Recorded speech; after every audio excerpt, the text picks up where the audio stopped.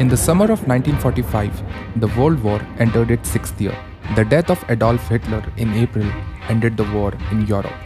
German radio has just announced Hitler is dead. But the Pacific War between Allied forces and Japan was already in its fourth year. Afraid that the war might stretch, the Allied forces planned to invade Japan. But the American battle casualties have already been at an all-time monthly high. And since a land invasion might result in more casualties, and in a desperate attempt to stop the war, on August 6, 1945, the US dropped a nuclear bomb named Little Boy on the Japanese city of Hiroshima. A short time ago, an American airplane dropped one bomb on Hiroshima. For the first time, the world witnessed the destructive power of nuclear energy. But Japan refused to surrender. 3 days later, another bomb, Fat Man, was dropped on Nagasaki. Japan surrendered unconditionally. 6,000 kilometers from the chaos in India, Homi J. Bhabha, a physicist, was eagerly waiting for the war to end so he can return to Cambridge. In the coming years, he would change his mind and stay back and lay the foundation of the Indian nuclear program, marking the beginning of the Indian nuclear age. This is the story of Homi J. Bhabha, the father of India's nuclear program.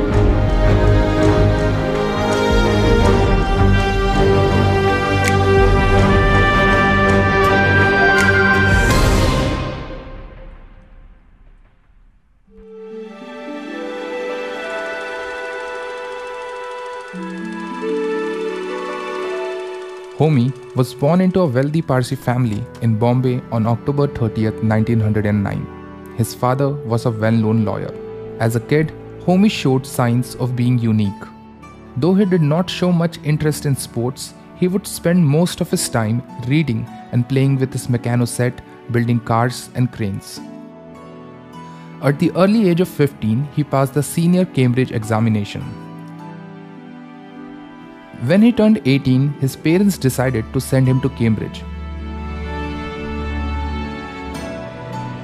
And that time, Cambridge was a sort of very happening place.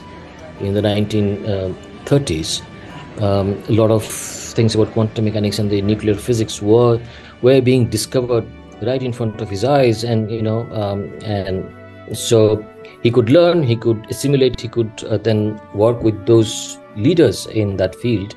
That gave him the advantage. From the beginning, his father wanted him to become a mechanical engineer so he could work at Tata Industries. But here at Cambridge, he discovered his passion for physics. He struck a deal with his father that if he did well in the engineering exam, he can later take physics courses. He passed the mechanical tripos in 1930 and later enrolled in PhD program under R.H. Fowler. In the summer of 1939, Homi returned to India for a vacation. He was hoping to return in a couple of months. But in September, Germany invaded Poland, triggering the war in Europe.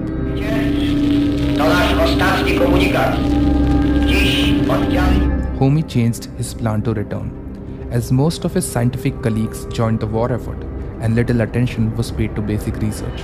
He began contacting physicists across the country and received a job offer from C.V. Raman at the Indian Institute of Science in Bangalore. Homi joined IISc in 1939. He also received a grant from Tata to set up his cosmic ray research unit at IISc. Even though Homi buried himself in work, he wanted to return to England.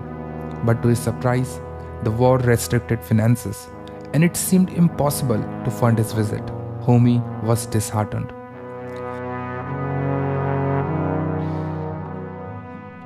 By 1945, he had been in Bangalore for more than 5 years, working as a professor at the IISc. During this time, the national movement was gaining force across the country, and it was clear that the British would soon leave India.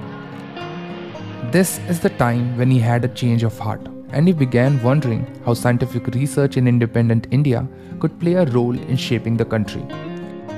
Yeah, I think slowly it sort of dawned on him that one thing, it was sort of difficult to go back, and then also he saw what Raman was doing, and I think slowly he felt that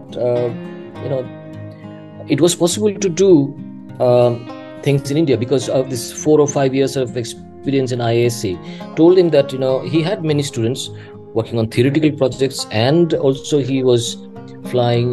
He had done experiments that was being flown on high altitude aircrafts. That it was possible to do this in India also.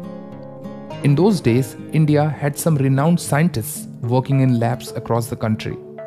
Homi wanted practical application of these research. On December 1945, the Tata Institute of Fundamental Research was inaugurated in South Bombay. By 1948, Homi started flying balloons to take experimental instruments to high altitudes. But the rubber balloon could fly only up to 25 kilometers with a payload of 30 kgs. In the same year, he came across Skyhook, a plastic balloon that could fly 27 kilometers in popular mechanics. Thinking that this would help advance the research, he got in touch with an American company, Viking Corporation, to procure plastic balloons. But the US has been using plastic balloons to detect Soviet nuclear program, and the exports were banned. One of his colleagues, Bernard Peters, suggested that TIFR should start making its own balloon. In a matter of time, TIFR developed a plastic balloon that could fly up to 35 km, making India the second country after the US to build a high-altitude balloon with a heavy payload capacity. The fact that India was such a young country and TIFR was hardly a decade old created a stir in the scientific community worldwide. In the next month, India gained independence from the British.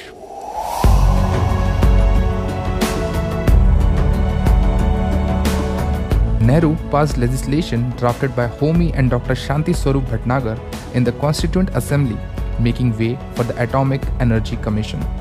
To this date, the Atomic Energy Commission reports directly to the Prime Minister. Homi soon started working on the three-step nuclear program. In 1955, Homi struck a deal with the UK to supply enriched uranium and built India's first nuclear reactor at Trombay. In just over a year, Indian scientists and engineers, working entirely on their own, designed and built Asia's first reactor. I named this swimming pool reactor Apsara. In the early 60s, the tension between India and China was brewing and became more complex with the Chinese nuclear testing in 1964. In a public broadcast through All India Radio, Homi claimed he could deliver a bomb in 18 months from plutonium. On January 24, 1966, Homi was on a plane to Vienna to attend a meeting of the International Atomic Energy when his Air India Flight 101 crashed near Mont Blanc in France. To this date, the exact cause of the crash is still unknown. All 117 on board, including the crew, died in the crash.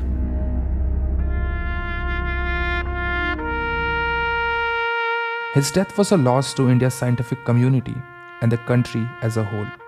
By 1974, 8 years after his death, India conducted its first nuclear weapon test, codenamed Smiling Buddha, at the Pokhran test range.